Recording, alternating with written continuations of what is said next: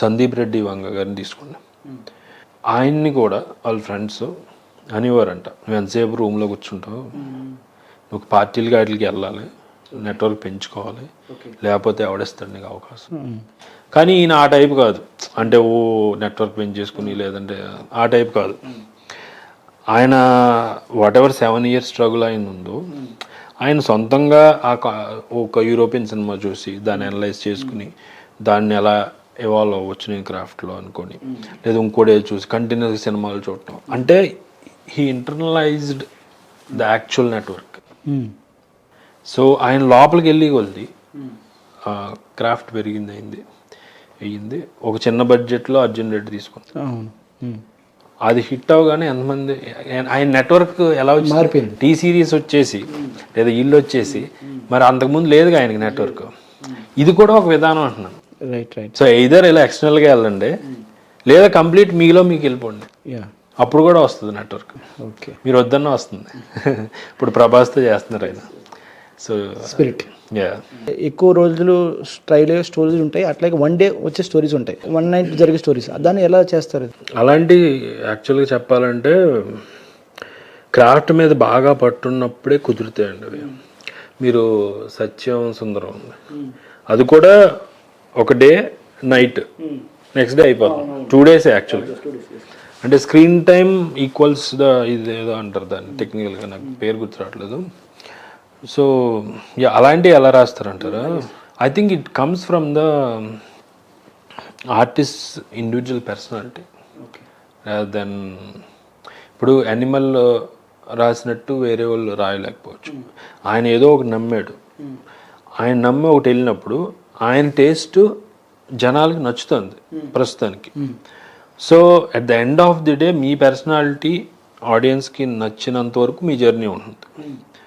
Suppose మీరు కంటిన్యూస్గా ఇవే, మేబీ స్పిరిట్లో కూడా యాంగ్రీ యంగ్ మ్యాన్ అదే ఉంది, అయినా కూడా ఆయన మెప్పించవచ్చు. ఎందుకంటే మీరు పూరి గారి తీసుకుంటే అన్నిటిలో హీరోది ఒకటే క్యారెక్టరైజేషన్ ఉంటుంది, కొంచెం రెబలియస్ రఫ్ ఇది ఉంటుంది, కానీ మనం మెప్పించాడు కదా. ఇప్పుడు కే విశ్వనాథ్ గారి తీసుకుంటే ఎక్కువగా సంగీతం రిలేటెడ్ ఉంటాయి, కానీ ఆయన కన్విన్స్ చేశారు కదా.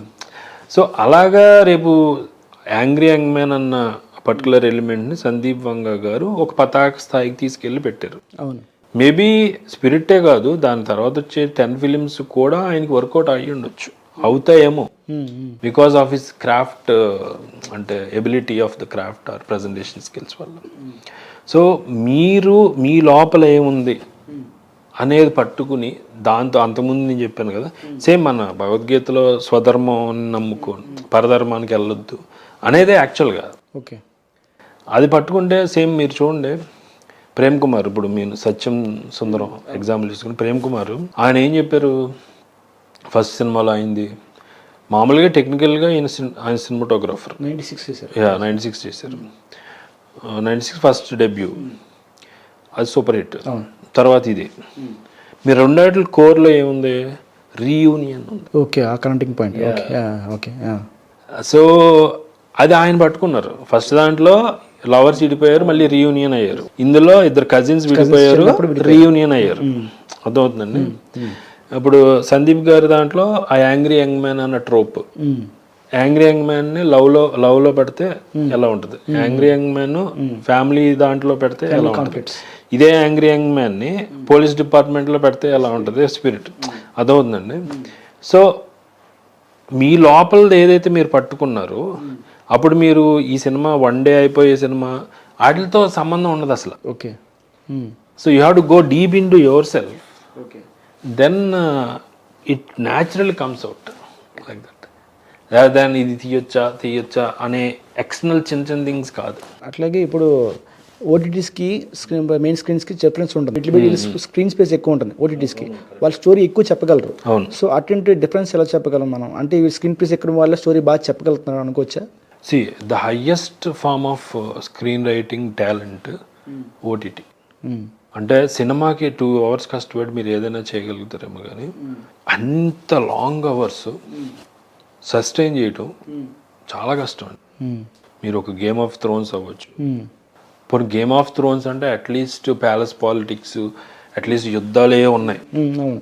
మీరు ఒక నార్కోస్ తీసుకోండి, ఓన్లీ డ్రామా ఉంటుంది.